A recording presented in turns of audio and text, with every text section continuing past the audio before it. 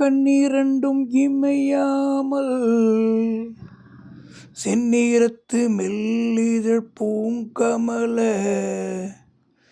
தெய்வ பெண்ணிரண்டு விழிகளையும் நோக்கிடுவாய் கோவிந்தா. பேணினோர்க்கு நன்னிரண்டு பொற்பாதம் அளித்தருள்வாய் சராசரத்து நாதா.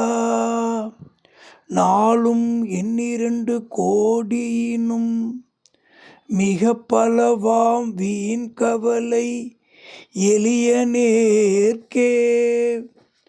மகாகவி பாரதியாருடைய பாடல். கண்ணிரண்டும் இமையாமல், இமையாமல் கண் சிமிட்டாமல் இருக்கும் இரண்டு கண்களை குறிக்கிறது.